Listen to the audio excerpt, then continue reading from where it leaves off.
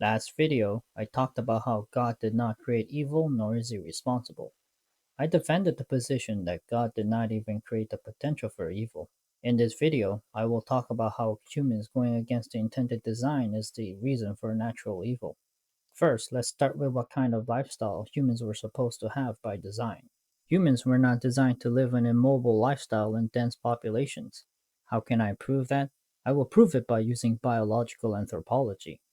Of course, in anthropology, we talked in terms of human evolution and how humans evolved to adapt to African conditions where hominids had to travel long distances frequently. However, that is the case because of naturalistic presuppositions. I'm going to go about it from a design point of view. Remember, the question is, if God, why evil? So, it is perfectly valid starting with the premise that God exists just to see if it is internally consistent. Humans are adapted to long distance traveling, and it is because of the bipedal locomotion. Bipedal locomotion just means walking on 2 feet. Here are some advantages of bipedal locomotion. First, standing upright gives better view of the landscape. Second, standing upright gives advantages in keeping cool. This is because the sunlight has less surface area to hit while standing upright. And the heat from the ground has more distance to travel to reach the head, and there's less surface area for the heat to come in contact with. Third, according to anthropologists, bipedal locomotion is more efficient for long distance traveling.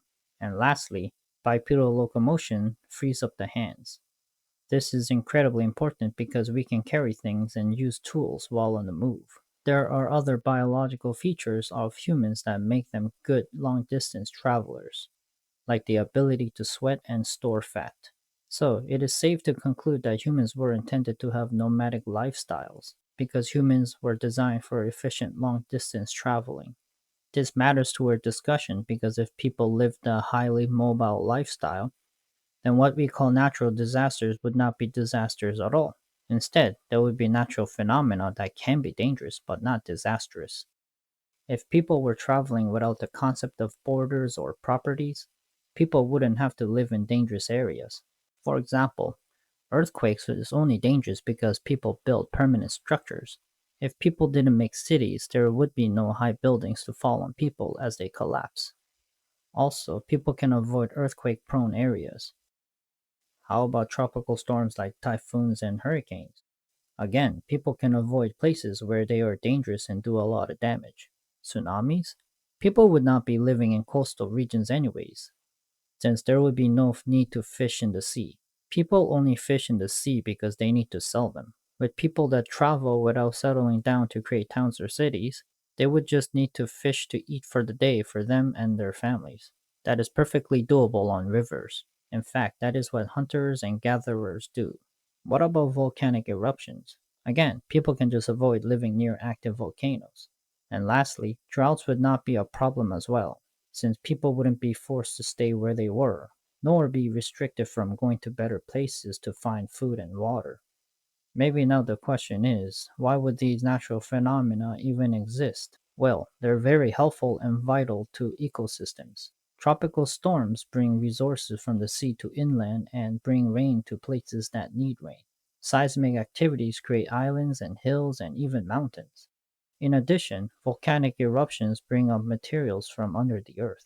Droughts are very important for our ecosystems, such as revitalizing wetlands and killing off pests and diseases. Which brings up the topic of diseases. Even bacteria and viruses are essential for ecosystems. Bacteria are mostly beneficial. For example, they're beneficial for things like decomposition, nitrogen fixation, and symbiotic relationship with other species. In fact, we can conclude that bacteria were beneficial and only became harmful through mutation. Viruses can also be seen this way because they played important roles in adaptation of many species of animals and plants via horizontal gene transfers. Viruses also played a role in placenta development in mammals. And plus, most diseases wouldn't be such problems if people didn't do what was not intended. Last thing people see as evil I will talk about is mutation. Mutations are essential for life. It allows for adaptation. Without mutation, changes in environment would mean the extinction of many species. But of course, mutations do cause problems. The quality of life is lower for those who are born with conditions such as Down syndrome. However, it is not evil that they were born differently. Time and time again, those with disabilities from birth show us that they are fully capable and that they should not be pitied. And why should they be pitied? Are they robbed of their values as human beings because they were born different? Absolutely not. They are image bearers just the same, and through them God's glory is shown to the world. It is only when we impose human made value systems that people with disabilities may be at a disadvantage. If everyone acted the way God wanted, then people with disabilities would be the first to receive.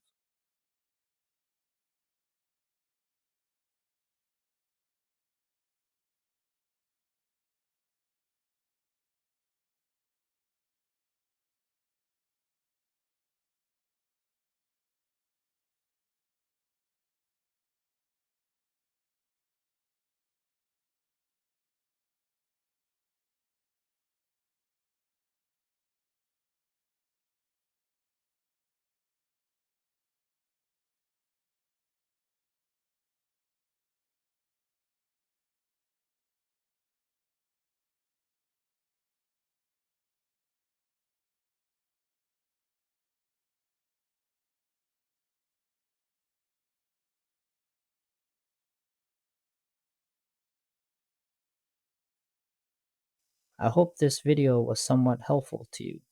The next video will be about animal suffering. If you'd enjoyed this video, hit the like button, and if you're new here, please subscribe. Bye bye.